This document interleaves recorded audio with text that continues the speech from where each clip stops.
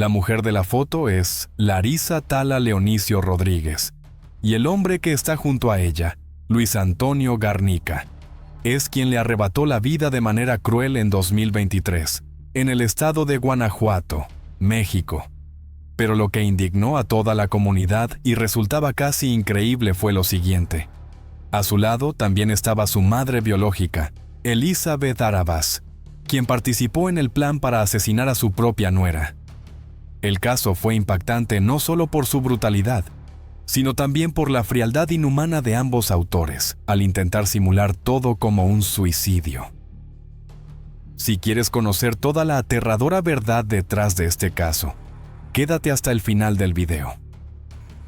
Larisa Tala. Leonicio Rodríguez creció en una familia sencilla pero muy unida en Guara, en las afueras de River Prao. Sus padres eran personas humildes y tranquilas, que la criaron con sólidos valores de integridad, espíritu trabajador y lealtad familiar. Desde pequeña, Larisa demostró una disciplina admirable. Practicó gimnasia, luego se graduó en ciencias del deporte y trabajaba como entrenadora en un gimnasio. Llevaba un estilo de vida saludable, evitaba los hábitos dañinos y cuidaba su salud con esmero. Solo tuvo una relación sentimental seria con Luis Antonio Garnica, quien fue su primer novio y luego su esposo. A ojos de su familia, él parecía reservado y educado. Larisa creía en el ideal de una familia estable, y a pesar de las tensiones en la relación, intentaba preservar el matrimonio. Luis Antonio Garnica provenía de una familia acomodada. Su padre había sido alcalde de Pontal, y el propio Luis tenía formación médica, pero detrás de esa fachada de éxito, era una persona egoísta y calculadora. Según los familiares de Larisa, al comienzo de la relación, él no tenía ingresos estables y vivía a costa de la madre de Larisa, quien a menudo le mandaba comida casera. Con el tiempo, a pesar de tener un título, su situación económica nunca mejoró, y luchaba por mantener dos vidas paralelas, un matrimonio formal y una relación secreta. Su imagen ante los amigos y familiares de Larisa fue deteriorándose poco a poco. Se volvió cada vez más retraído, distante e indiferente. Incluso durante los últimos días de la madre de Larisa, solo la visitó cuando se lo exigieron. En los últimos meses del matrimonio, Luis se volvió emocionalmente frío. Criticaba con frecuencia el aspecto físico de su esposa y evitaba cualquier comunicación real. A pesar de los intentos de reconciliación, él seguía alejándose, ignorando las señales evidentes de una relación en crisis. Elizabeth Arabás, la madre de Luis, desempeñó un papel clave en esta historia. A sus 68 años, aparentaba ser una mujer callada y discreta, pero en realidad era una persona manipuladora con un pasado problemático. Su exesposo y su hija habían declarado que tenía serios problemas con el juego y estaba profundamente endeudada. Existían sospechas sobre su implicación en la misteriosa muerte de un familiar relacionada con asuntos financieros. Solía pedir dinero prestado a conocidos y se sospechaba que vendía joyas ajenas. Su comportamiento dentro de la familia Garnica generaba opiniones divididas. Con Larisa, mantenía la imagen de una suegra cariñosa. Sin embargo, compartía con frecuencia información privada con su hijo y ocultaba datos importantes a su nuera. Con el tiempo, se hizo cada vez más evidente que desempeñaba un papel decisivo en sabotear la familia y preparar el terreno para la tragedia inminente. Estas tres personas, Larisa, Luis y Elizabeth, se convirtieron en el centro de una serie de eventos con consecuencias irreversibles. En la primavera de 2025, las tensiones entre Larisa y Luis se intensificaron gravemente. Las discusiones eran frecuentes y toda confianza restante se había desvanecido. El comportamiento de Luis se volvió cada vez más distante. A menudo decía estar trabajando hasta tarde o en turnos nocturnos, pero en realidad se reunía frecuentemente con otra mujer llamada Larisa. Al principio Larisa no sabía el nombre de esta mujer, pero comenzó a sospechar que tenía una aventura, especialmente después de notar cambios inusuales en sus hábitos y su irritabilidad frecuente sin razón aparente. Sus sospechas se confirmaron después de que lo siguió en secreto una noche a mediados de marzo. Larisa sorprendió a Luis entrando a la casa de Larisa en una noche en la que él había dicho que estaba de turno nocturno. Poco tiempo después, encontró objetos personales en su coche junto con un tipo de anestésico médico, pruebas claras de una relación secreta. Larisa se lo confesó a Elizabeth, su suegra, esperando comprensión, pero en lugar de apoyo, Elizabeth informó rápidamente a Luis sobre la confrontación y criticó a Larisa por espiarlo. En vez de consolarla, le dijo que los hombres se engañaran era algo normal. Larisa no actuó impulsivamente. Aunque muy decepcionada, aún intentaba proteger a la familia.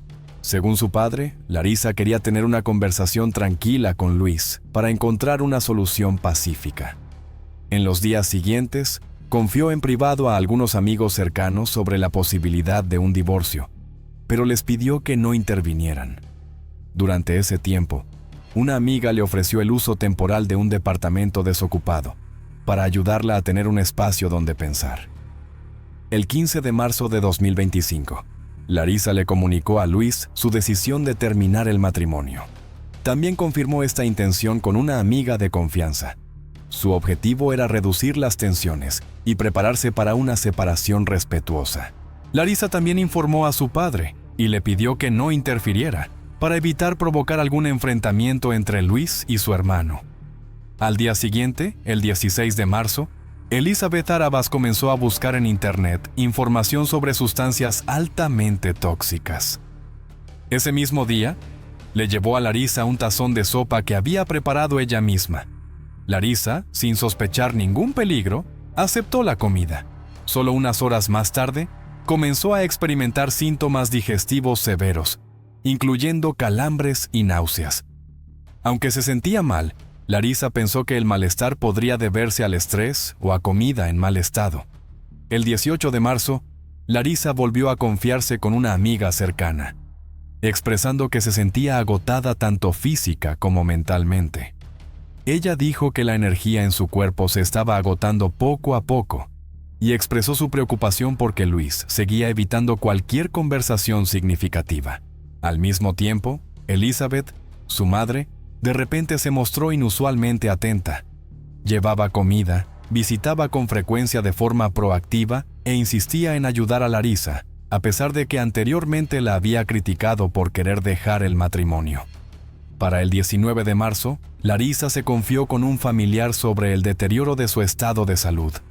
Describió escalofríos repentinos, sensación de debilidad, dolor abdominal y un inexplicable sentimiento de miedo. Dijo que nunca antes había experimentado algo así y que los síntomas llevaban varios días. Ese mensaje se convertiría en una de las últimas veces que compartió públicamente algo sobre su condición de salud. El 20 de marzo, Larisa le dijo a su padre que ya no veía un futuro en el matrimonio, aunque aún esperaba evitar un divorcio escandaloso. Deseaba que la separación ocurriera en paz si era posible. Ese día, Elizabeth se mostró tranquila, pero continuó llevando comida. A pesar de sentirse mal, Larisa aún no sospechaba ninguna conexión entre las comidas y su estado de salud. Creía que sus problemas de salud se debían al estrés emocional. Entonces llegó el 21 de marzo. Elizabeth apareció nuevamente con un tazón de sopa casera. El estado de Larisa empeoró gravemente. Esa misma noche, dejó de responder llamadas y mensajes.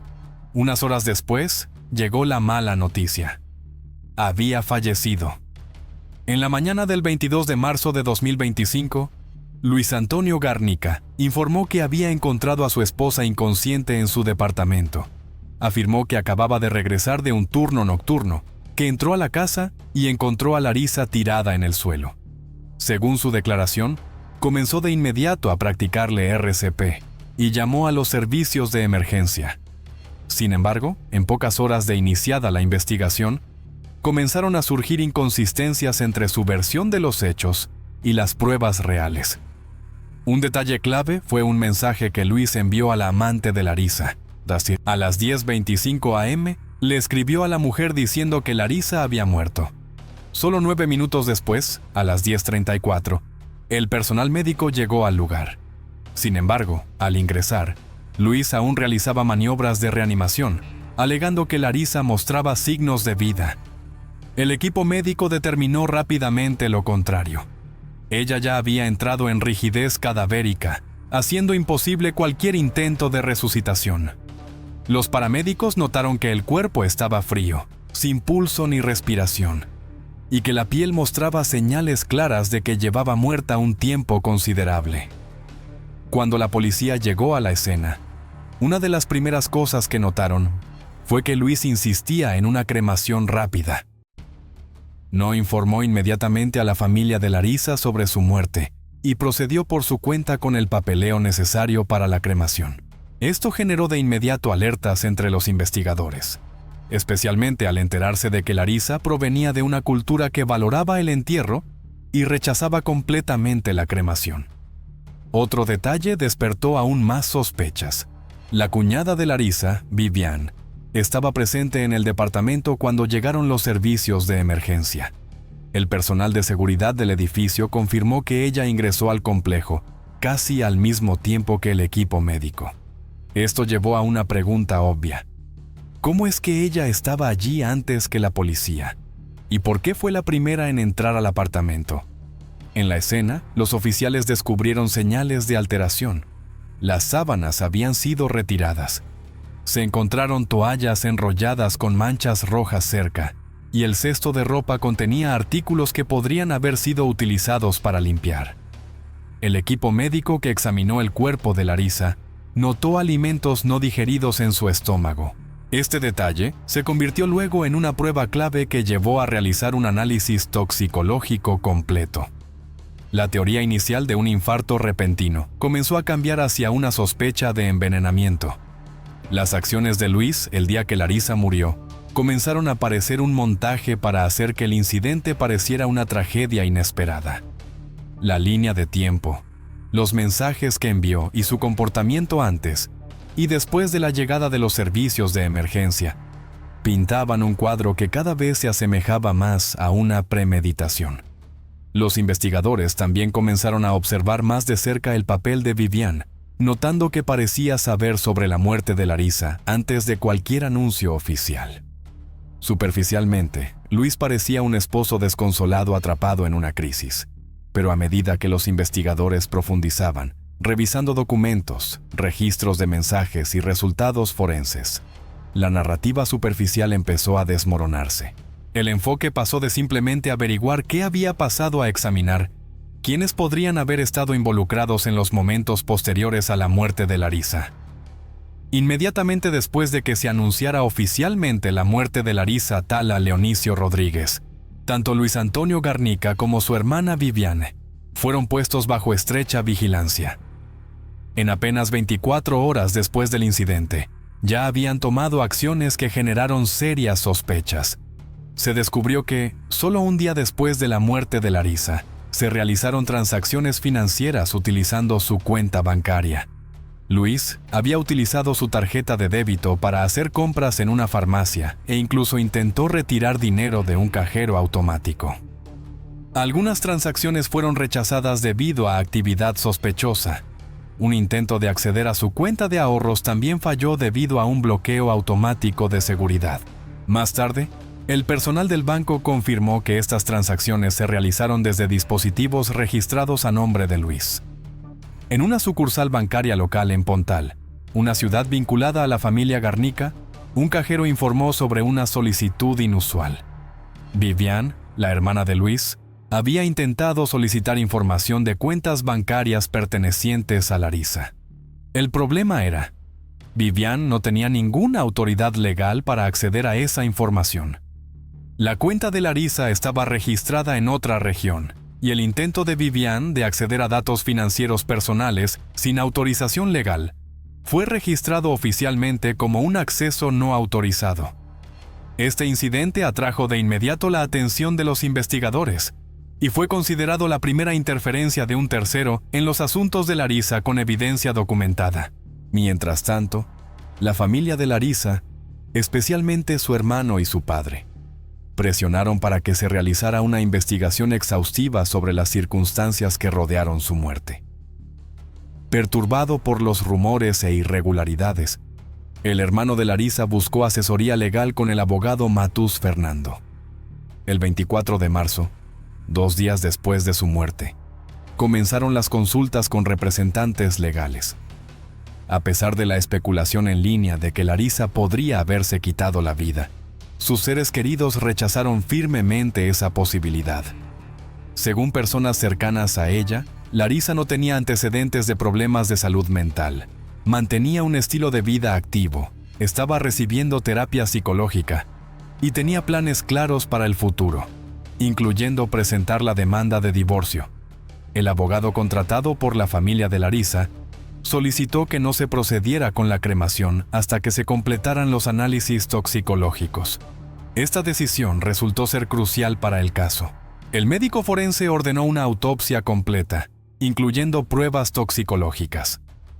Aunque la autopsia inicial no identificó una causa clara de muerte, los análisis de laboratorio se convirtieron en el eje central de la hipótesis principal en desarrollo. Al mismo tiempo, los investigadores comenzaron a centrarse en las pruebas digitales. Examinaron mensajes de texto, datos GPS y registros de llamadas. Las conversaciones recuperadas entre Luis, Vivian y otras personas ofrecieron una visión más profunda. Un intercambio particularmente notable mostró a Vivian aconsejando a Luis que tuviera cuidado con los teléfonos y que no los confundiera. En otro mensaje, ella le recordaba mencionar antecedentes familiares de enfermedades cardíacas al hablar con las autoridades. Estos mensajes fueron interpretados como intentos de fabricar una narrativa falsa y construir una explicación médica plausible de lo ocurrido. Mientras continuaba la investigación, el abogado de la familia logró solicitar el congelamiento de todas las cuentas financieras de Larisa y restringir el acceso a sus bienes. Se notificó a las agencias pertinentes. Estas medidas legales eran necesarias para evitar acciones no autorizadas adicionales por parte de Luis y de individuos que se creía que colaboraban con él. En ese punto, los investigadores descartaron completamente la teoría del suicidio. El comportamiento de los involucrados indicaba un esfuerzo deliberado por controlar la situación y eliminar evidencia, más que un duelo natural tras una pérdida trágica. Cada acción tomada por Luis y Vivian después de la muerte de Larisa parecía calculada, orientada a minimizar el escrutinio y encubrir sus huellas. Estos patrones ofrecieron fundamentos suficientes para iniciar la fase formal del proceso penal. Aproximadamente un mes antes de la muerte de Larisa Tala Leonicio Rodríguez, otro miembro de la familia también había muerto en circunstancias misteriosas: Natalia Garnica, hija de Elizabeth Arabas. En ese momento, el caso no recibió atención pública, pero a medida que el caso de Larisa comenzaba a atraer interés, las autoridades empezaron a reexaminar la muerte de Natalia y rápidamente descubrieron una serie de escalofriantes similitudes. Natalia vivía en Pontal, con su pareja desde hace muchos años, en una relación de convivencia familiar. Poco antes de su muerte, tuvo un conflicto grave con su madre, Elizabeth. Elizabeth se oponía firmemente a los planes de Natalia de tener hijos y formar una familia. Su disputa giraba en torno a la herencia y la participación en el negocio familiar. Después del conflicto, la pareja de Natalia abandonó la casa, dejándola sola con Elizabeth, algo que los familiares describieron posteriormente como extremadamente inusual. En los días siguientes, Natalia se quejaba de sentirse cada vez más cansada. Pero Elizabeth no llamó a los servicios de emergencia ni contactó a ninguna autoridad médica. En su lugar, llamó a Luis y Vivian, quienes se encontraban en otra ciudad en ese momento. El trayecto desde River PTO hasta Pontal toma aproximadamente 40 minutos. Durante ese tiempo, Natalia no recibió ninguna asistencia. Cuando Luis y Vivian llegaron, el estado de Natalia había empeorado gravemente. Fue llevada al hospital, donde falleció. Testigos afirmaron que a pesar de su conocimiento médico, Luis no insistió en recibir atención urgente y que parecía preocupado únicamente por el momento en que se emitiría el certificado de defunción. Este detalle fue registrado y se convirtió en objeto de la siguiente investigación. Inicialmente, la muerte de Natalia fue clasificada como natural, pero a medida que se desarrollaba el caso de Larisa, nuevos hallazgos comenzaron a generar serias dudas sobre esa conclusión. Una señal de alerta fue la muerte inexplicable del perro de Natalia, Bobby, 2 semanas antes de la tragedia. Familiares dijeron que Bobby estaba completamente sano y no tenía problemas médicos. Las autoridades aprobaron la exhumación de los restos del animal para realizar pruebas toxicológicas, basándose en la hipótesis de que el veneno pudo haber sido probado primero en el perro. El padre de Natalia, Antonio Garnica, reveló durante el interrogatorio que Elizabeth enfrentaba serios problemas financieros. Dijo que tenía deudas superiores a 3,000 ñuel reales, parte de ellas relacionadas con el juego. Natalia poseía el 16% del negocio familiar. Como no tenía herederos menores de edad, su participación fue transferida directamente a su madre después de su muerte. Se alegó que los esfuerzos de Elizabeth por obtener el control total de esos bienes eran la causa principal de la tensión con su exesposo. Antonio también testificó que, poco antes de su muerte, Natalia le había dicho que su madre la había amenazado respecto a su vida personal. Han surgido detalles aún más inquietantes sobre el pasado de Elizabeth. Hace muchos años, una amiga suya recordó un incidente extraño. Después de tomar té con Elizabeth, la persona sufrió un fuerte dolor abdominal y luego perdió el conocimiento. Gracias a un tratamiento de emergencia a tiempo, logró salvarse, y los médicos sospecharon más tarde la posible implicación de algún tipo de veneno. Sin embargo, el caso nunca fue investigado oficialmente. A medida que la historia de Larisa comenzó a captar la atención pública, muchas personas vinculadas a la familia Garnica empezaron a presentarse, expresando su preocupación por el comportamiento de Elizabeth Arabás. Una mujer declaró que Elizabeth una vez le pidió que firmara un poder notarial para una transacción financiera importante, relacionada con fondos de compensación del gobierno. Elizabeth alegó que se trataba solo de un favor con el papeleo, pero en realidad parecía tener la intención de acceder al dinero para sí misma. Tras revisar esta serie de comportamientos sospechosos, los investigadores llegaron a una conclusión preliminar. Natalia podría haber sido la primera víctima confirmada, y su perro, posiblemente, parte de una prueba previa. La combinación de envenenamiento, retraso en la atención médica, encubrimiento de síntomas y motivos relacionados con herencias dibujaba un panorama escalofriante. A partir de ese momento, el caso se amplió considerablemente en su alcance. Un análisis más profundo de estos eventos reveló un patrón de comportamiento constante en las actividades financieras de Elizabeth. Buscaba continuamente nuevas fuentes de ingreso, presionaba a quienes la rodeaban y manipulaba el acceso legal a bienes y propiedades. Tras las muertes de Natalia y Larisa, estas tácticas se intensificaron en medio de crecientes deudas e inestabilidad económica. Su motivación se convirtió en el eje central de la investigación. Entre las 2 investigaciones paralelas por las muertes de Larisa y Natalia, las autoridades comenzaron a descubrir nuevas pistas que apuntaban a un posible comportamiento criminal por parte de Elizabeth Arabás. Una de las primeras señales provino de su exesposo, Antonio Garnica. Él contó a los investigadores que, 4 años antes, su prima, Ail, había muerto en circunstancias sospechosas. Mientras vivía, Ail le había prestado dinero a Elizabeth, y ambas se reunieron un día antes de la muerte de Ail. Tras ese encuentro, Ail dejó de responder llamadas. Su cuerpo fue encontrado más tarde en su apartamento, sin señales de violencia, y la causa de muerte nunca fue determinada. Años después, al conectar los detalles, los investigadores reclasificaron el caso como un asunto potencialmente criminal. Otro caso involucró a una mujer que alguna vez tuvo una relación cercana con Elizabeth. Muchos años después de un incidente extraño, finalmente decidió hablar. Después de visitar la casa de Elizabeth para tomar té, comenzó a sentirse mareada, con náuseas y desorientada.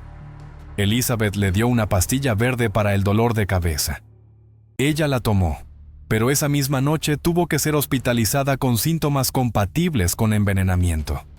Los médicos confirmaron que había estado expuesta a una sustancia tóxica no identificada, pero la mujer no denunció el incidente en su momento. Más tarde admitió que tenía miedo de verse envuelta en problemas legales. Eventualmente, se contactó con el abogado que representaba a la familia de Larissa tras la difusión de reportes mediáticos sobre las sospechas de envenenamiento. También salió a la luz otro incidente alarmante.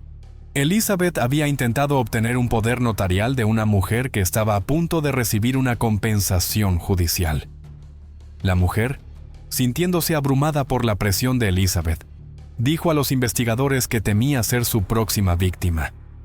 Este testimonio fue oficialmente añadido al expediente del caso. Según las autoridades, comenzaba a surgir un patrón de comportamiento claro en las acciones de Elizabeth. Frecuentemente formaba relaciones cercanas con mujeres en buena posición económica, ganaba su confianza y poco después, ellas comenzaban a sufrir problemas de salud repentinos e inexplicables. Con base en estas declaraciones, los investigadores comenzaron a desarrollar una nueva hipótesis. Podrían estar ante una serie de hechos conectados y no ante casos aislados. Las fuerzas del orden emitieron un llamado público, instando a cualquier persona que hubiera experimentado comportamientos sospechosos por parte de Elizabeth Arabas a que se pusiera en contacto con las autoridades. Otras unidades de investigación también empezaron a interesarse por el caso, incluyendo aquellas que habían manejado muertes previamente no esclarecidas relacionadas con la familia Garnica. El creciente número de incidentes con patrones similares condujo a una hipótesis de trabajo. Esto podría formar parte de una serie de casos interconectados. Cuando se publicaron los informes toxicológicos, la investigación entró en una fase crucial. Los peritos forenses confirmaron la presencia de un compuesto derivado del fosfuro de zinc, un veneno prohibido, en el cuerpo de Larissa Tala Leonicio Rodríguez. Este hallazgo marcó un punto de inflexión decisivo. Anteriormente, Luis y Elizabeth habían insistido en que Larissa murió por causas naturales, pero la evidencia química desmintió completamente esa versión. Otro elemento clave provino de las cámaras de vigilancia del complejo de apartamentos. Las grabaciones mostraron que, la mañana del 22 de marzo, Luis llegó al apartamento más tarde de lo que había declarado, y que Vivian apareció justo antes de que se llamaran los servicios de emergencia. Estos detalles contradecían directamente sus declaraciones oficiales. Cuando se ensamblaron todas las piezas, la presencia del veneno, las búsquedas sospechosas en Internet, las explicaciones falsas, la evidencia manipulada y las inconsistencias en los horarios, todo formó una cadena de pruebas clara. Los investigadores concluyeron que la muerte de Larissa no fue un evento fortuito, sino un acto deliberado, cuidadosamente coordinado por múltiples personas. La evidencia no solo señalaba una conducta indebida, sino que constituía un caso criminal premeditado con una base legal sólida. A mediados de abril de 2025, la investigación entró en la etapa de acusación formal. Basándose en datos forenses, correspondencia por correo electrónico y contradicciones verificadas en los testimonios de los testigos, la policía procesó a 3 personas principales: Elizabeth Arabas, Luis Antonio Garnica y su hermana, Viviane Garnica.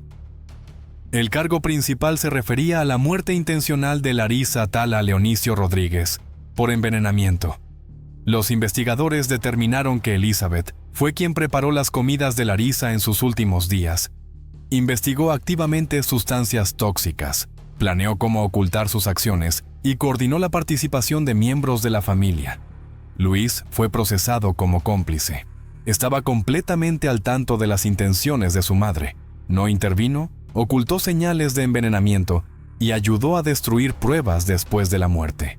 También insistió en una cremación rápida, un acto que podría haber borrado cualquier posibilidad de detectar toxinas.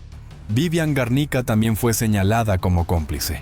Su papel incluía cooperar con su hermano, eliminar rastros digitales, intentar acceder a las cuentas bancarias de la víctima y ayudar a ocultar detalles clave relacionados con el caso.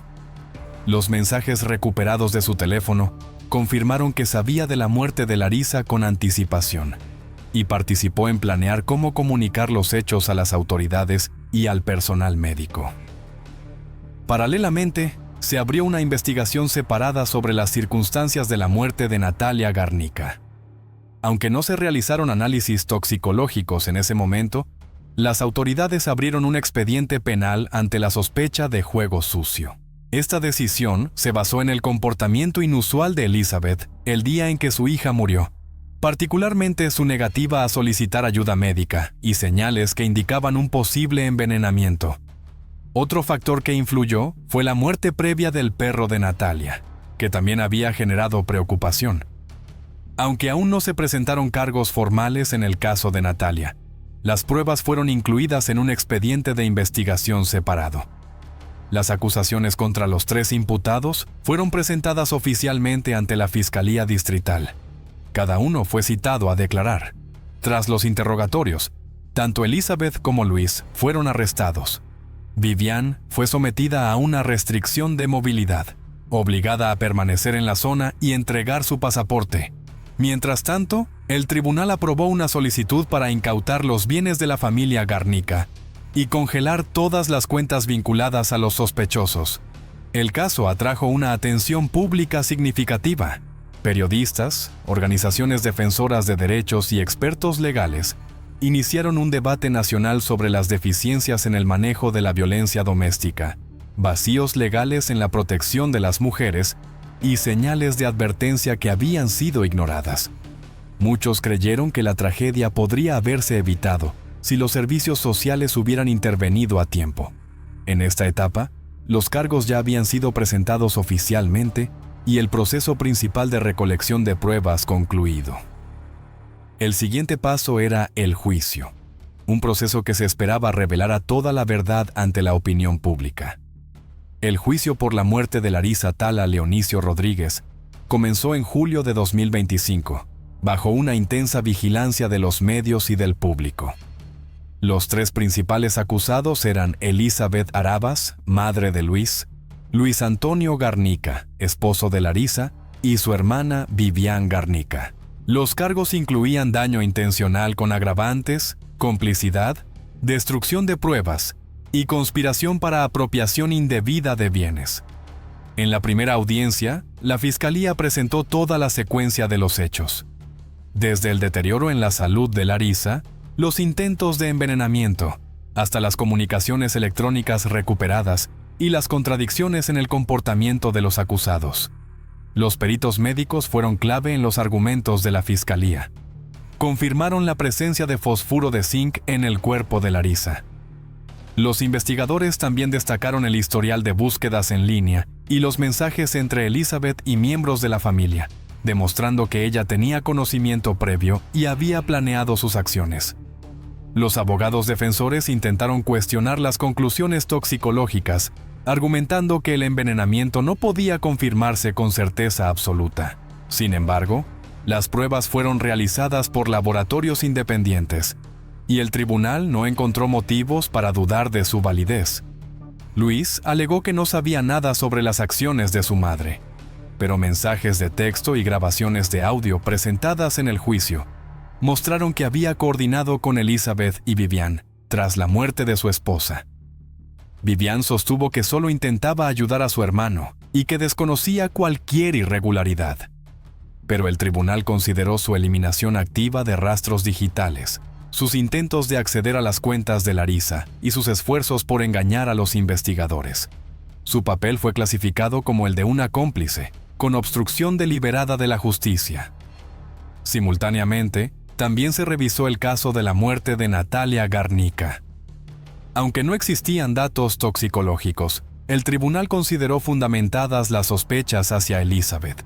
Los testimonios de testigos, los patrones repetidos de conducta y los motivos económicos por herencia fueron aceptados como parte del contexto más amplio, lo que dio mayor peso a las acusaciones. En su declaración final, el juez señaló que el crimen había sido cometido con frialdad y motivaciones financieras, y que el uso de veneno fue considerado particularmente cruel. Los acusados calcularon meticulosamente sus acciones para encubrir el crimen, manipular la verdad y beneficiarse del resultado. El tribunal declaró a Elizabeth Arabas como la autora intelectual del crimen, a Luis Antonio Garnica como cómplice y a Vivian Garnica como colaboradora activa en el encubrimiento del delito. Sentencias. Elizabeth Arabas, 30 años de prisión en un centro de máxima seguridad, sin posibilidad de libertad condicional durante los primeros 20 años. Luis Antonio Garnica, 22 años de prisión, junto con una prohibición permanente de ejercer la medicina. Vivian Garnica, 12 años de prisión, de los cuales 6 años se cumplirán bajo libertad condicional con supervisión electrónica y restricción obligatoria de movimiento. La familia de Larissa expresó su satisfacción con el veredicto. Su padre y su hermano asistieron a todas las audiencias, acompañados por su abogado, quien asumió la responsabilidad personal del caso desde el primer día. Gracias a sus esfuerzos, se preservaron las pruebas, se congelaron las cuentas bancarias y se llevó a cabo una segunda investigación. Tras la sentencia, el caso de Larissa Tala Leonicio Rodríguez se convirtió en un hito legal. Varios estados comenzaron a revisar muertes previamente clasificadas como de causa desconocida, en las cuales nunca se realizaron autopsias. Los legisladores también iniciaron debates para reformar la ley, proponiendo que las pruebas toxicológicas sean obligatorias en muertes con signos sospechosos. El caso concluyó con una sentencia severa pero justa. Lo que en un principio se presentó como un trágico accidente, quedó expuesto como un crimen cuidadosamente planeado. Gracias a la perseverancia de los seres queridos de Larissa, la dedicación de los expertos legales y el minucioso trabajo del equipo investigador. El veredicto del tribunal es un recordatorio contundente de que incluso las conspiraciones más meticulosamente elaboradas no pueden escapar a la justicia, cuando la verdad tiene aliados leales. La mujer que aparece en la imagen es Ania Blanchard, y su radiante sonrisa junto a su perro Blue solía ser un símbolo de calidez y alegría en la familia. Pero a finales de octubre de 2019, Estados Unidos se conmocionó al enterarse de que Ania, una estudiante universitaria de 19 años, había desaparecido misteriosamente en Auburn, Alabama. A medida que las autoridades fueron descubriendo cada pista, la espantosa verdad sobre su muerte comenzó a salir a la luz, junto con la aparición de un nombre que desató indignación: Ibrahim Yazid. Si quieres conocer todos los detalles de este impactante caso, quédate hasta el final del video. ¿Alguna vez te has preguntado cuántas personas desaparecen en el mundo en un solo día? ¿Y en un año? Hemos investigado a fondo estas estadísticas impactantes y solo imagínalo, cada día 607 personas desaparecen sin dejar rastro. En un año, esa cifra alcanza las 2.644 personas desaparecidas. En los últimos 20 años, esta cifra ha alcanzado un nivel asombroso: 4,43188 personas. Eso es más que toda la población de Nueva Zelanda, o casi la totalidad de la población de Irlanda. Piénsalo por un momento. Casi 4.5 millones de personas por generación simplemente desaparecen.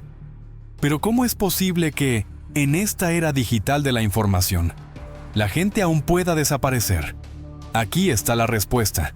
Algunas personas eligen intencionalmente no ser encontradas, mientras que otras son secuestradas para servir al mercado negro, tráfico de órganos, esclavitud sexual o para ser sometidas a experimentos médicos ilegales.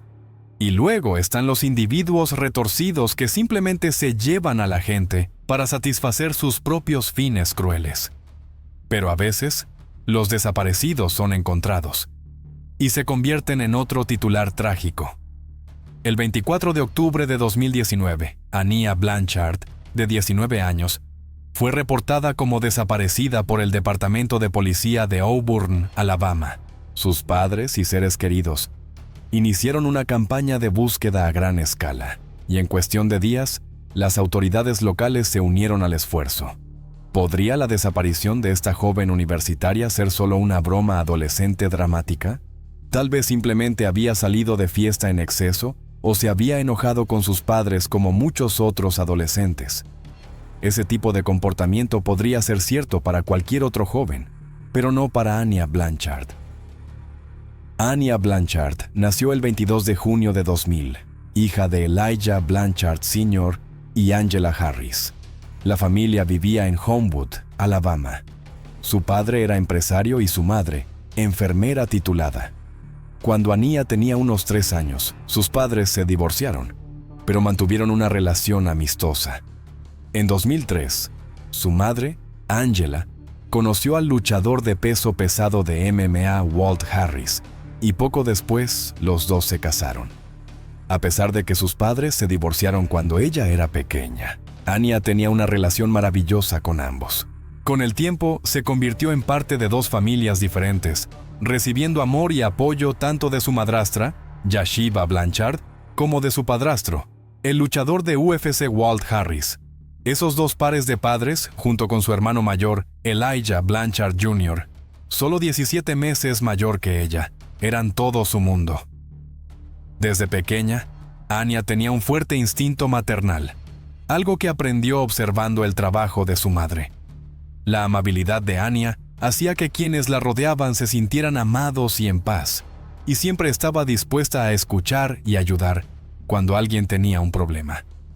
A los 19 años, Anya Blanchard era el lazo que mantenía unida a la familia, trayendo felicidad y fortaleza a todos. Anya se graduó de Homewood High School, donde tenía una pasión particular por el softball. En 2019 se inscribió en Southern Union State Community College para estudiar educación infantil. Su sueño era luego transferirse a la Universidad de Auburn y convertirse en maestra de primaria. El 23 de octubre de 2019, Anya y su hermano visitaron a su madre y padrastro. Después de cenar, se despidieron y regresaron a su residencia universitaria. Alrededor de las 11 p.m., Anya dejó a su hermano en su casa y luego continuó sola.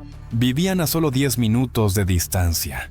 Le envió un mensaje de texto a su hermano diciendo que su teléfono estaba por apagarse, pero le aseguró que no había nada de qué preocuparse ya que no iba a conducir lejos. Esa noche, alrededor de la medianoche, Anya llamó a una amiga, pero después de esa llamada, Anya nunca regresó a su dormitorio. Al día siguiente, su familia reportó la desaparición de Anya Blanchard, de 19 años, a la policía. Una de las señales más claras de que algo realmente iba mal fue el hecho de que Anya había dejado a su perro, Blue, solo en casa toda la noche. Su madre sabía muy bien que Anya jamás haría eso. Ese perro era como su hijo. La actividad del teléfono de Anya se detuvo a las 11:47 p.m., lo que indicaba que su celular se había apagado o lo habían apagado a esa hora. La última señal del dispositivo fue cerca del Clarion Inn, en South College Street. Comenzó una campaña de búsqueda a gran escala. Sus padres aparecieron en programas de televisión, los voluntarios pegaron carteles de persona desaparecida y los equipos de búsqueda rastrearon la zona donde fue vista por última vez. Y todo ese esfuerzo dio resultado. El 25 de octubre, a unos 80 kilómetros del lugar donde desapareció Anya, su Honda CR-V 2017 fue encontrado en un complejo de apartamentos en Montgomery. Cuando la policía inspeccionó el coche, descubrieron que el interior estaba cubierto de sangre y presentaba múltiples abolladuras graves, junto con daños externos, consistentes con una colisión. Según las autoridades, estos daños ocurrieron entre la noche del miércoles y la noche del viernes. Pasaron los días, pero no había ni rastro de Anya. Sus padres cayeron en la desesperación. Continuaron apareciendo en televisión, tratando de mantener la historia de Anya en el ojo público, con la esperanza de que eso condujera a nuevas pistas sobre su paradero. Una semana después de ser reportada como desaparecida, Anya Blanchard, de 19 años, seguía oficialmente clasificada como persona desaparecida. La última vez que fue vista, vestía un vestido negro, botas marrones y conducía un Honda CR-V negro. Para atraer más atención del público y ayudar a encontrar a Anya, Se ofreció una recompensa de $1,500 por cualquier información que llevara a su descubrimiento. Pero a pesar de la recompensa, la búsqueda de Ania no se aceleró. Casi no había pistas sólidas. O si las había, no se siguieron adecuadamente. Intentemos reconstruir la secuencia de los acontecimientos y prestar atención a cualquier detalle que las autoridades pudieran haber pasado por alto. El miércoles 23 de octubre, justo antes de la medianoche, Ania Blanchard estaba hablando por teléfono con una amiga. Esa fue la última vez que alguien que la conocía escuchó su voz. Para el jueves 24 de octubre, ya se había presentado un informe de persona desaparecida ante el Departamento de Policía de Auburn. Necesitamos que la mayor cantidad de personas posible esté buscando a Ania en este momento. Esto no es propio de ella. Ya deberían haber regresado a casa, dijo Angela Harris, la madre de Ania. Tarde en la noche del jueves, su padrastro, el luchador de peso pesado de UFC Walt Harris, publicó un video en redes sociales, pidiendo al público que ayudara a encontrar a su hijastra. Pero a medida que pasaban los días, la esperanza comenzaba a desvanecerse, y su familia y amigos no tuvieron más remedio que aferrarse a la esperanza de que regresara. El 25 de octubre, después de que se encontrara el automóvil de Ania con sangre en su interior, sus padres se hundieron en la desesperación. El domingo 27 de octubre, se celebró una vigilia de oración por la joven desaparecida, quien, según su madre, había estado con un hombre la noche en que desapareció. Ese chico joven era alguien a quien acababa de conocer. Eso es todo. No dijo dónde lo conoció, ni cómo, ni a dónde iban. Solo dijo que estaba con él, alguien a quien acababa de conocer. Pero mi hija nunca se iría voluntariamente con un completo desconocido, explicó Angela Harris.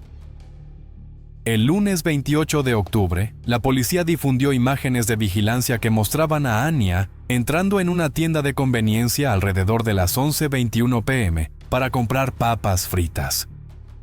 Para el 30 de octubre, se había formado una fuerza especial con más de 60 agencias participando, incluyendo el FBI, el Departamento de Seguridad Nacional y el Departamento de Ciencias Forenses de Alabama. La desaparición de Ania Blanchard había desencadenado una operación de búsqueda masiva. La fuerza interinstitucional, incluyendo al FBI, el Departamento de Seguridad Nacional y el Departamento de Ciencias Forenses de Alabama, estaba activamente involucrada en la búsqueda. El caso rápidamente atrajo la atención de los medios nacionales. La única pista real que tenía la policía era el automóvil dañado de Ania, abandonado cerca de un complejo de apartamentos en Montgomery. El coche mostraba señales de una colisión, y había sangre en el asiento delantero del pasajero.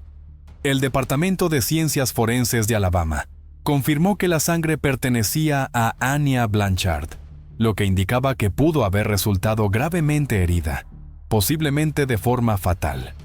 Los investigadores también descubrieron un agujero de bala en la puerta del lado del pasajero y una vaina en el portavasos izquierdo. La policía notó un fuerte olor a agente de limpieza dentro del vehículo. Sin embargo, aún no había sospechosos ni pistas concluyentes que guiaran a los investigadores en la dirección correcta. Con el paso del tiempo, los detectives se vieron obligados a profundizar en las pruebas disponibles. Cuando los detectives revisaron con más detalle las imágenes de vigilancia de la tienda de conveniencia, donde Ania fue vista por última vez, notaron a un hombre negro parado cerca de ella. El 6 de noviembre, el Departamento de Policía de Auburn publicó una imagen extraída de las cámaras de seguridad que mostraba a un hombre que podría estar relacionado con la investigación. Los detectives ya habían identificado al hombre y estaban esperando para interrogarlo. El hombre fue descrito como un varón negro, de entre 20 y 30 años, con un peso de aproximadamente 200 libras y una estatura de entre 5 pies 8 pulgadas y 5 pies 10 pulgadas. Fue visto por última vez vistiendo pantalones oscuros, zapatos oscuros y una sudadera con capucha de camuflaje con la palabra Vans impresa en blanco en la espalda. La policía dijo que el sospechoso abandonó el área en un Lincoln Town Car plateado o gris de principios de los años 2000. Al día siguiente, el hombre fue identificado como Ibrahim Yazid, de 29 años, de Montgomery. Las grabaciones confirmaron que estaba presente en la tienda al mismo tiempo que Ania. El video lo mostraba comprando alcohol mientras la miraba repetidamente. Más tarde, las cámaras lo captaron saliendo del vehículo de Ania Blanchard desde el asiento delantero del pasajero.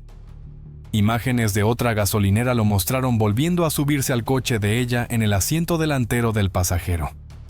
Después de eso, Ania e Ibrahim se alejaron juntos en el vehículo. Pero si el agujero de bala estaba en el asiento del pasajero, ¿por qué había sangre de Ania allí?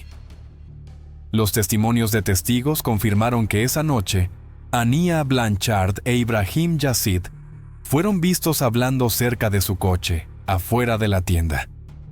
Una testigo declaró que vio a Ibrahim forzar a Ania a subir al coche antes de marcharse en su vehículo.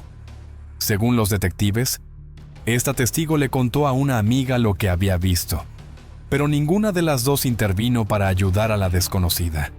Según todos los informes, Ibrahim obligó a Ania a sentarse en el asiento del pasajero. En el momento de la desaparición de Ania Blanchard, Ibrahim Yazid tenía un largo historial delictivo y estaba en libertad bajo fianza, fijada en $2.095.000, enfrentando cargos por posesión de marihuana, robo y tentativa de asesinato.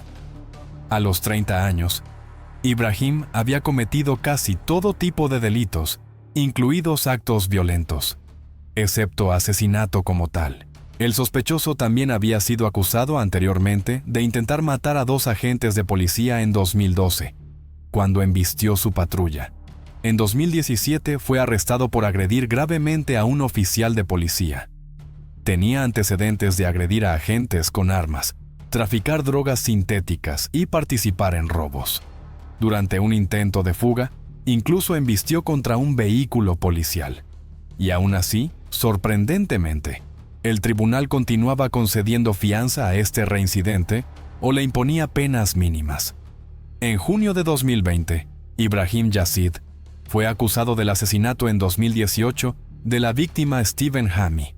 También fue acusado de intento de asesinato de una mujer que recibió un disparo en la cara durante el mismo incidente en el que murió Stephen Hammy. De alguna manera, a pesar de todo esto, seguía libre en la sociedad. El jefe de policía de Auburn, Paul Register, declaró que tras una mayor investigación y análisis de las pruebas, se determinó que Ibrahim había estado en el mismo lugar donde Ania Blanchard fue vista por última vez y que estuvo involucrado en el secuestro de Ania contra su voluntad. No había motivo para creer que Ibrahim conociera a Ania. Ella pudo haber sido simplemente un objetivo aleatorio de un robo de coche. Las autoridades no descartaron la posibilidad de más arrestos y continuaron buscando a posibles cómplices del sospechoso. Se emitió una orden de arresto contra Ibrahim Yazid, de 30 años, buscado por secuestro en primer grado y con antecedentes de arrestos por crímenes violentos. Las autoridades que lo buscaban activamente advirtieron que el hombre de Montgomery podía estar armado y ser peligroso. El 7 de noviembre, la policía emitió una orden de arresto contra Ibrahim Yazid por secuestro en primer grado. Tras la emisión de la orden, las autoridades tardaron unas 12 horas en localizarlo. Esto ocurrió 2 días después de que se difundieran imágenes de vigilancia del hombre que se creía que era Ibrahim. Una fuente condujo a la policía a Pensacola, donde una fuerza especial de fugitivos de Florida lo encontró cerca de una salida de autopista, alrededor de las 2:30 a.m. Ibrahim fue arrestado en la cárcel del condado de Escambia, en Florida, por secuestro, y luego aceptó ser extraditado de regreso a Alabama. Se le negó la libertad bajo fianza porque era considerado un fugitivo buscado en otro estado. La familia de Ania Blanchard temía que su carácter amable y extrovertido pudiera haberla puesto en una situación peligrosa, y que su disposición a ayudar a los demás la hubiera llevado a caer en manos de criminales. Ella era alguien que siempre animaba a los demás y traía alegría. Estaba tan llena de vida. Me rompe el corazón decir esto, Pero quizás eso fue lo que la metió en esta situación.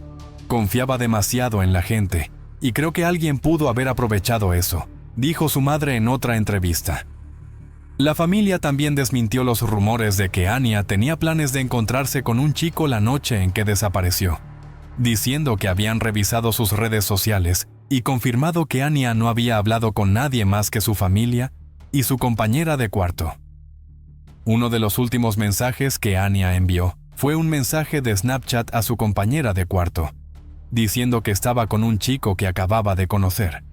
Pero Angela Harris no creía que Anya hubiera escrito ese mensaje, porque las palabras y el estilo no se parecían en nada a los de su hija.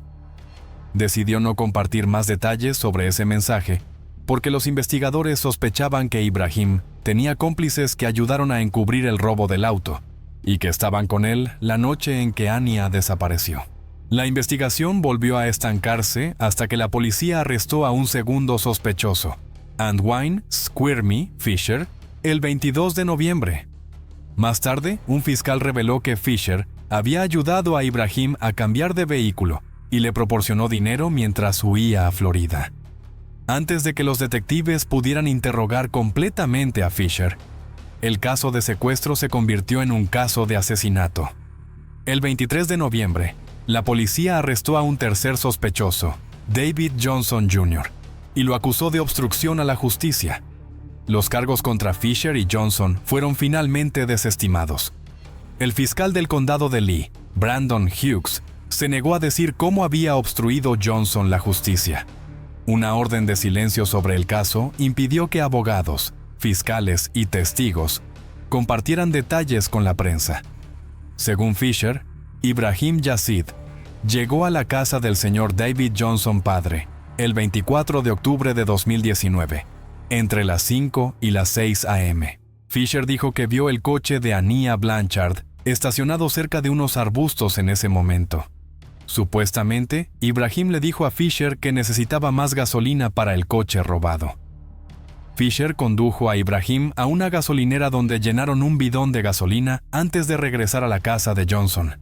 Se dijo que Ibrahim comentó que necesitaba recoger algo, así que Fisher lo llevó hacia el norte por la Interestatal 85, en dirección a Shorter.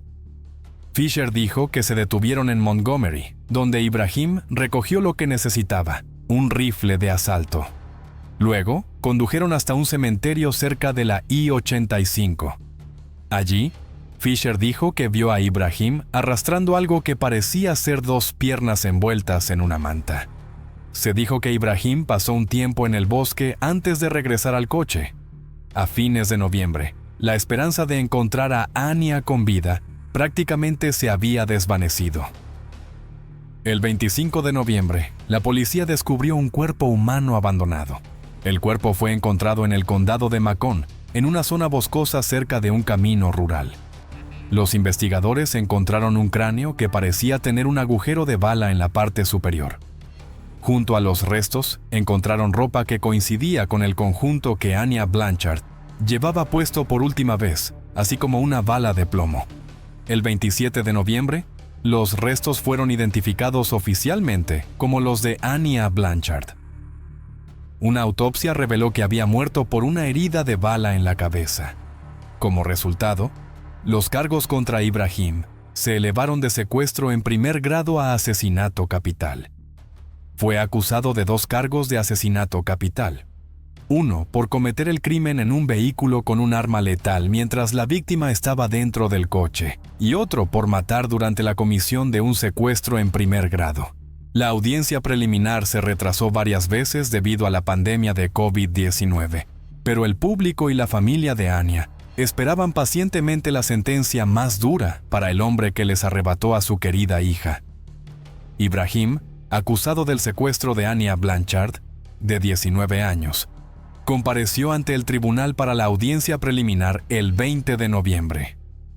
Elijah Blanchard Sr. presentó una moción solicitando una audiencia, simplemente declarando que su cliente tenía derecho a un juicio preliminar respecto a los cargos de secuestro, ya que afirmaba que Ibrahim no la mató, sino que simplemente se defendió cuando Anya sacó un arma. La siguiente audiencia tuvo lugar en junio. donde el detective Josh Mixon, del Departamento de Policía de Auburn, testificó sobre el caso. El abogado defensor cuestionó la afirmación de la fiscalía de que el crimen ocurrió en el condado de Lee. Después de revisar las pruebas, el juez Russell Bush determinó que había causa probable para presentar el caso ante el gran jurado del condado de Lee. Según los registros judiciales, Anya Blanchard luchó contra quienes intentaron robarle el auto. Ella sabía cómo usar un arma y podía defenderse, pero el criminal experimentado fue más rápido que la joven. Cabe destacar que, al 6 de marzo de 2023, Ibrahim Yazid no había declarado su culpabilidad ni inocencia respecto a ninguno de los cargos en su contra, por lo que permanecía bajo custodia sin derecho a fianza mientras esperaba el juicio. Un juicio que había sido pospuesto varias veces debido a la pandemia de COVID-19 y otros motivos legales. Sin derecho a fianza ni posibilidad de desestimación del caso, Ibrahim Yazid, de 34 años, seguiría detenido en la cárcel del Departamento de Policía del Condado de Lee hasta ser condenado o absuelto. La desaparición y muerte de Anya Blanchard atrajo atención nacional y una amplia cobertura mediática. Su muerte llevó a la creación de la Ley de Anya, Anya's Law, que reformó las leyes de fianza en el estado de Alabama, ya que el hombre acusado de matarla, Ibrahim Yazid, se encontraba en libertad bajo fianza cuando Anya fue asesinada. La Constitución del estado de Alabama garantiza el derecho a fianza para todos los acusados, excepto para aquellos imputados por delitos capitales. Ibrahim había sido liberado bajo fianza tras ser acusado de secuestro e intento de asesinato, cargos que no estaban clasificados como delitos capitales. La ley de Anya amplió las excepciones, incluyendo otros delitos graves como incendio premeditado, robo con allanamiento, violencia doméstica, abuso agravado de menores, asalto, robo, secuestro, trata de personas, violación, tortura sexual, terrorismo y asesinato.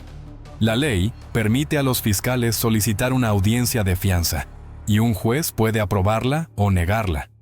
Si se lleva a cabo la audiencia, el acusado puede testificar, presentar testigos y contrainterrogar a los testigos. El fiscal debe demostrar que el acusado representa un riesgo de fuga o un peligro para la comunidad. Luego, el juez puede decidir si concede o niega la fianza. A partir del 8 de noviembre de 2022, la Ley de Anya, proyecto de ley de la Cámara No. 81, fue aprobada por los votantes de Alabama. En junio de 2020, Homewood City Schools estableció una beca conmemorativa en honor a Anya Blanchard. También se dedicó un banco en el parque Patriot Park, en Homewood, en su memoria. La hermosa mujer con la radiante sonrisa en esta foto de boda es Paige Birkfeld, y el hombre que está a su lado es Ron Bagler, el ex esposo de Paige. La foto alguna vez simbolizó un matrimonio lleno de esperanza, pero pocos podrían haber imaginado que años más tarde, el nombre de Paige aparecería en uno de los casos de desaparición y asesinato más misteriosos del estado de Colorado. Cuando Paige desapareció en 2007, el público quedó conmocionado, especialmente cuando los secretos de su doble vida comenzaron a salir a la luz. Y eventualmente, el verdadero asesino, un hombre con una condena previa por secuestro, también fue revelado. Si quieres conocer toda la verdad detrás de este desgarrador caso, quédate hasta el final del video. El descubrimiento del auto de Paige Birkfeld marcó el comienzo de una historia misteriosa y desconcertante, que empezó el primer domingo de julio de 2007. Ese día se encontró un Ford Focus rojo, propiedad de Paige, la persona desaparecida. Sin embargo, el lugar donde se encontró el auto y su estado levantaron muchas preguntas y sospechas graves. El auto fue hallado en una zona remota que Paige rara vez visitaba. Además, había sido completamente envuelto en llamas, lo que indicaba que algo terrible y extraño había ocurrido. El fiscal del distrito de la zona prestó especial atención al caso, y una conclusión preliminar indicó que el incendio alrededor del auto fue intencional. Esta conclusión fue respaldada por el hecho de que nada más en el área se había incendiado. El inusual incidente que involucraba el auto de Paige Birkfeld fue solo el comienzo de una historia mucho más complicada. El 28 de junio de 2007 fue un día que la familia y los amigos de Paige nunca olvidarían. En lo que parecía ser un día normal, la joven dejó a sus 3 hijos al cuidado de su amiga Carol Linderholm y salió temprano por la mañana. No había señales de problemas, y nadie podría haber imaginado lo que estaba por suceder. Paige era una madre responsable y siempre llamaba o recogía a sus hijos a tiempo, pero llegó la alerta. Paige no volvió a recoger a sus hijos. Amigos y familiares preocupados comenzaron a intentar contactarla, pero todos los esfuerzos fueron en vano. Jazz, su hijo mayor, que tenía solo 8 años en ese momento, tomó la iniciativa de ayudar a buscar a su madre. Después de enviar múltiples mensajes de texto a su teléfono sin obtener respuesta, insistió en ir con Carol a buscarla. Fueron a la estación de policía, donde Jazz informó que su madre no había regresado a recogerlo. Esta llamada a la policía marcó un punto de inflexión en el inicio de la investigación para encontrar a Paige Birkfeld. Con cada hora que pasaba, la preocupación de los seres queridos de Paige solo crecía. La comunidad quedó conmocionada por esta desaparición misteriosa, y muchos estaban dispuestos a hacer lo que fuera necesario para ayudar a encontrar a Paige.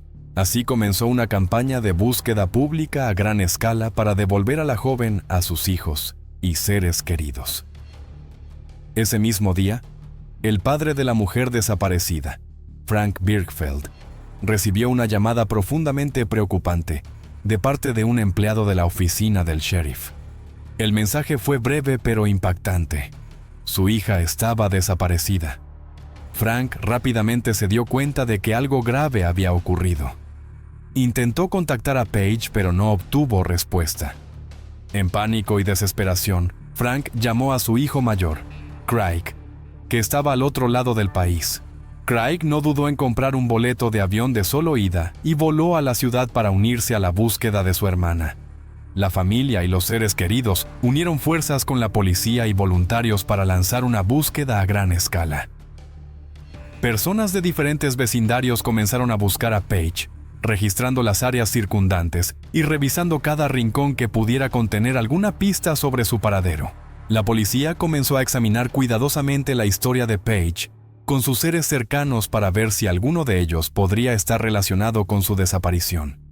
Naturalmente, las autoridades prestaron atención a la relación de Paige con su primer esposo, Howard Bigler. Esa historia de relación comenzó durante sus años de secundaria. Después de graduarse, Paige se inscribió en un programa de enfermería en la Universidad de Florida, donde conoció a un joven llamado Howard Bigler. Sus sentimientos eran genuinos y comenzaron a salir juntos. Después de graduarse con un título en enfermería, Paige regresó a Colorado. Allí continuó viviendo con su familia. Pero algún tiempo después, en 1995, ella y Howard Bigler se casaron. A primera vista eran una pareja feliz. Compartían muchos intereses y puntos de vista sobre la vida. Sin embargo, había una gran diferencia en su relación que finalmente llevó al divorcio. Paige anhelaba tener hijos y formar una familia, pero Howard no compartía ese deseo. Este problema se convirtió en la causa de muchas discusiones y desacuerdos. Ningún esfuerzo por llegar a un compromiso dio resultados, y en 1997 decidieron separarse. Sin embargo, a pesar del divorcio, el vínculo entre ellos permaneció fuerte y los dos mantuvieron una relación amistosa. Más adelante, Paige se casó con Ron Bigler, pero ese matrimonio también terminó en divorcio. Después de romper con Ron, Paige volvió a conectar con Howard. Su primer ex esposo declaró que fue una de las últimas personas en ver a Paige con vida. El día 28 se encontraron en el condado de Eagle, Colorado, por algunos asuntos personales. Pasaron todo el jueves juntos y luego cada uno regresó a su propia ciudad. Howard confirmó que después de esa reunión, continuaron comunicándose por teléfono. Al enterarse de que Paige estaba desaparecida, Howard llamó inmediatamente a los servicios de emergencia. En su conversación con el operador, expresó una profunda preocupación y creía que algo terrible le había pasado a Paige. Enfatizó que ella nunca dejaría a sus hijos sin una razón de peso. La grabación de la llamada telefónica fue confirmada por datos de una torre de telefonía móvil, lo que demostró que el día en que Paige desapareció, Howard estaba en el área de Denver, Colorado, a varias horas en coche del lugar donde se produjo la desaparición. Esto dio a los oficiales de policía una razón para eliminar a Howard de la lista de sospechosos. La policía comenzó a examinar cuidadosamente la relación de Paige con su segundo esposo, Ron Bagler, y rápidamente descubrió varios detalles que generaron preguntas y requerían una investigación más profunda. Resultó que, durante el tiempo que estuvieron juntos, Paige había denunciado a Ron a la policía en 2 ocasiones por acoso. Después de divorciarse de su primer esposo, Paige trabajó en un club de striptease en Denver, donde conoció a Ron Bagler.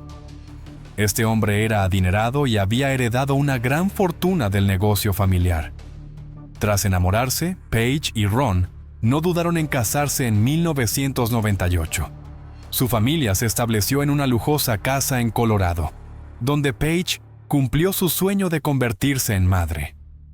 Unos años después, la pareja tuvo 3 hijos, lo más importante en la vida de la joven madre. Los primeros años de su matrimonio parecían muy felices. Paige y Ron estaban inmersos en un mundo de lujos, viviendo una vida cómoda.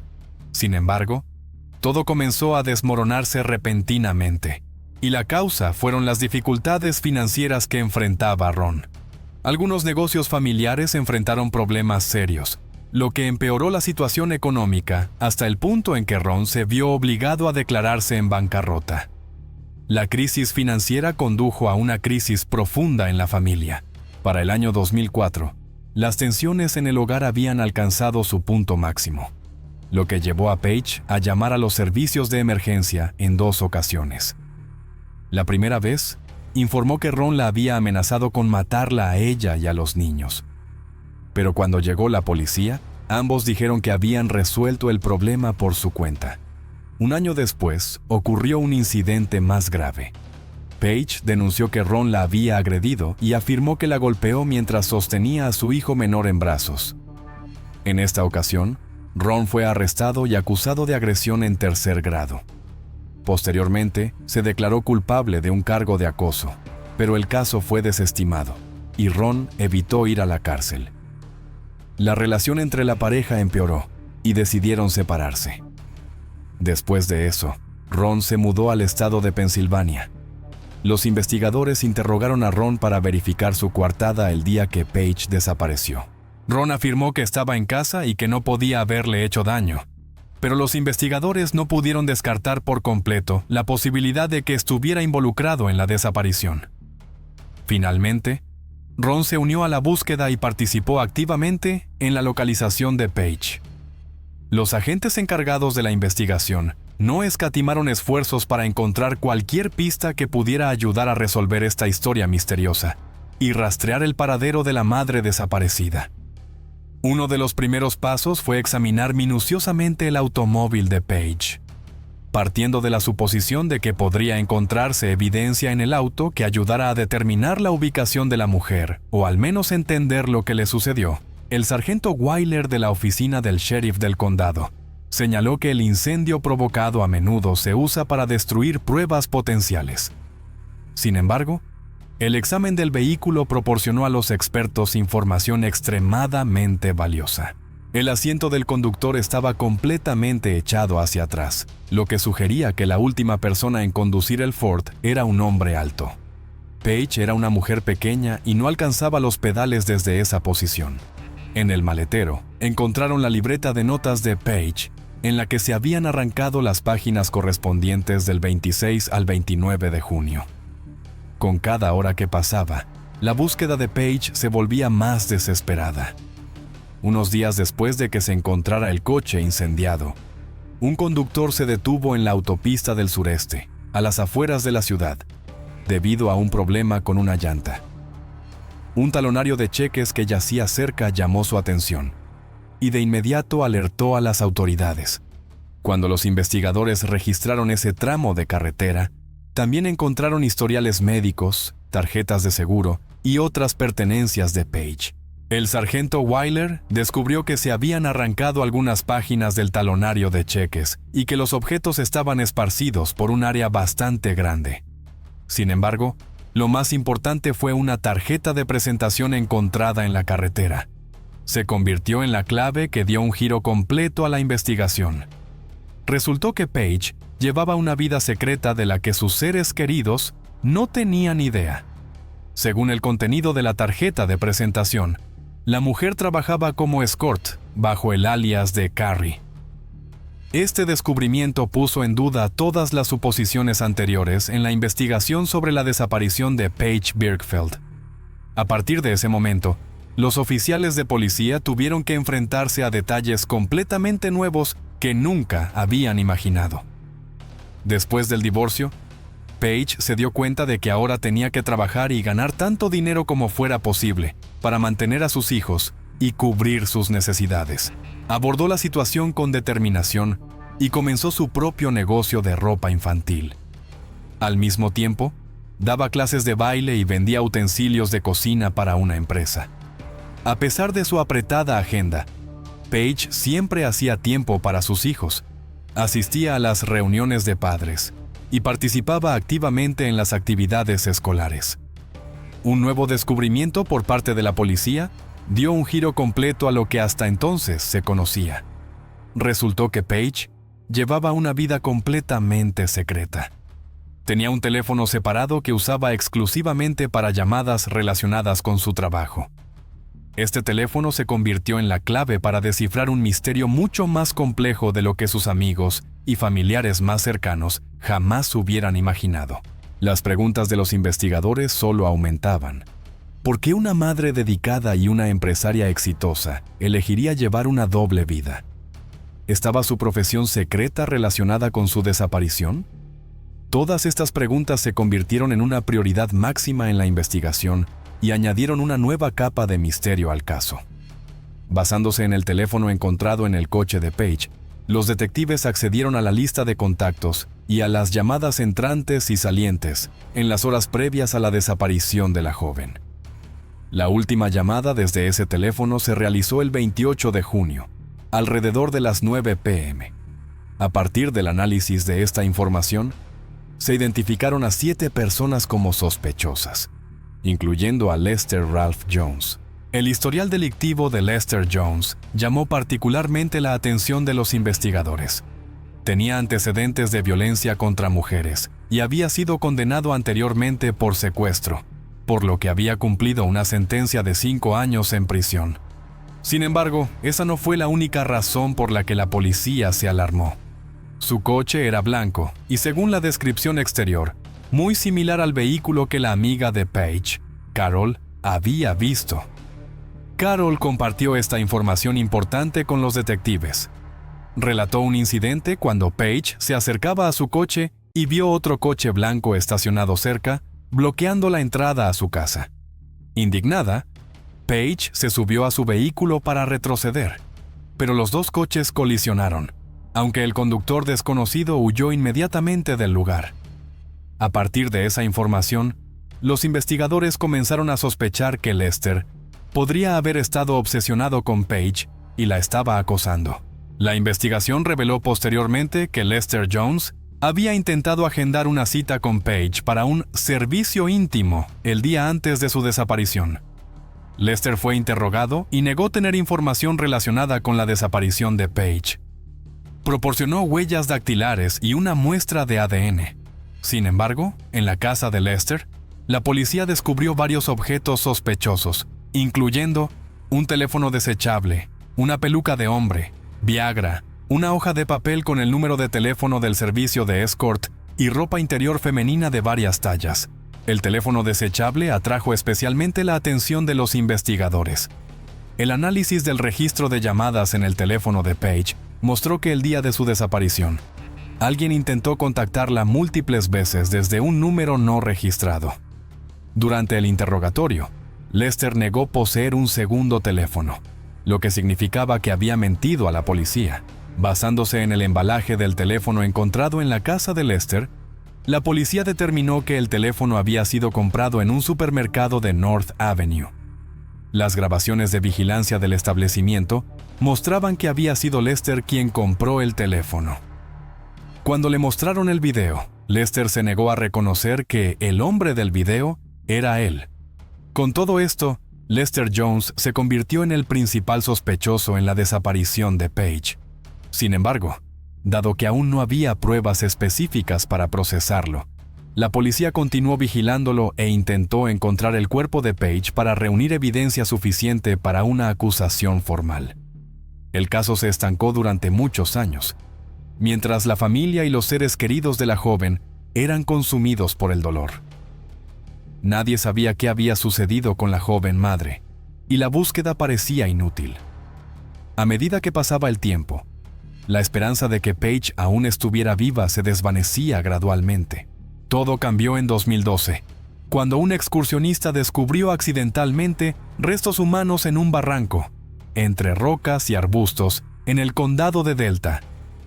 Ese descubrimiento fue muy cerca del tramo de carretera donde se habían encontrado las pertenencias personales de Paige 5 años antes. Los expertos que llegaron a la escena estaban casi seguros de que se trataba del cuerpo de la joven madre. Se realizó una prueba de ADN y el resultado confirmó que era Paige. La habían encontrado, pero fue un final trágico para su historia. La causa exacta de la muerte no pudo determinarse debido al estado de los restos, pero los expertos descubrieron que Paige había sido golpeada en múltiples ocasiones. Muchos huesos estaban rotos, especialmente los del rostro. A partir de esto, se concluyó que murió debido a heridas graves causadas por una paliza. Esta información hizo que la tragedia de la historia fuera aún más horrenda.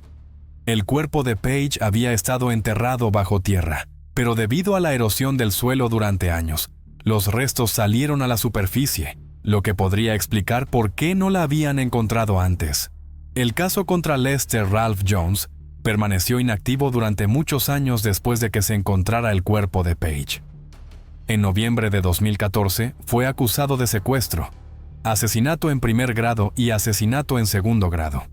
Sin embargo, el juicio no comenzó hasta julio de 2016 y duró 22 días. El fiscal argumentó que Lester, quien tenía un historial conocido de violencia contra mujeres, se sintió frustrado por no poder reunirse con Paige tras intentar agendar una cita con ella. La testigo clave de la fiscalía fue la exesposa de Lester, Lisa. Ella relató cómo Lester la había secuestrado una vez y la amenazó con matarla con un arma a fines de la década de 1990. Según Lisa, Lester no podía aceptar su decisión de romper la relación.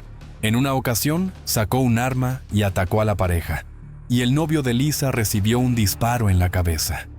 Un mes después, Lester volvió a amenazarla, diciéndole que esta vez la arrojaría al fondo de un lago. Sin embargo, la mujer logró escapar y se puso en contacto con la policía, lo que llevó al arresto de Lester por cargos de secuestro y agresión. Los abogados defensores de Lester intentaron argumentar que la policía había arrestado al hombre equivocado e inocente, y alegaron que otros posibles clientes de Paige también podrían haber tenido motivos para cometer el crimen. Sin embargo, no lograron presentar pruebas convincentes que vincularan a esas personas con el asesinato. La actual esposa de Lester también compareció ante el jurado y declaró que, aunque su esposo había recurrido a servicios de escorts, no lo había abandonado debido a su fe. Sin embargo, no pudo proporcionar una coartada para Lester, e incluso lo identificó en las imágenes de vigilancia de un supermercado, donde se le veía comprando un teléfono desechable el 9 de septiembre de 2016. El jurado no logró llegar a un veredicto unánime y el primer juicio fue declarado nulo. Sin embargo, el fiscal del distrito estaba firmemente convencido de la culpabilidad de Lester y no tenía intención de rendirse. En los días siguientes, continuó trabajando incansablemente con el equipo de investigación y revisó todas las pruebas. El 21 de noviembre de 2016, tras reexaminar las evidencias, el jurado finalmente emitió un veredicto. Lester fue declarado culpable de todos los cargos relacionados con la muerte de Page. El juez lo sentenció a cadena perpetua sin posibilidad de libertad condicional. La defensa apeló el veredicto, pero en junio de 2022, un panel del Tribunal de Apelaciones confirmó la sentencia y ratificó la culpabilidad de Lester. La ceremonia de despedida final de Page se celebró el 28 de abril de 2012. Su obituario incluía palabras llenas de amor, describiéndola como una mujer hermosa y radiante, con una sonrisa que podía compararse con la luz del sol. Su trágica pérdida dejó una profunda cicatriz en los corazones de su familia y amigos. Sus 3 hijos quedaron huérfanos y tuvieron que soportar el dolor de perder a su madre, quien siempre fue su mayor apoyo y fuente de aliento. El caso de Page atrajo la atención del público y se prolongó durante muchos años. Sin embargo, fue la perseverancia y la determinación inquebrantable de su familia y de las fuerzas del orden lo que logró que se hiciera justicia. Lester Jones fue declarado culpable y condenado a cadena perpetua sin posibilidad de libertad condicional. Ahora, ya no podrá hacerle daño a nadie. La historia de Page es un recordatorio de que, a veces, luchar por la justicia requiere mucho tiempo y esfuerzo, pero su memoria permanecerá para siempre en el corazón de quienes la amaron y conocieron.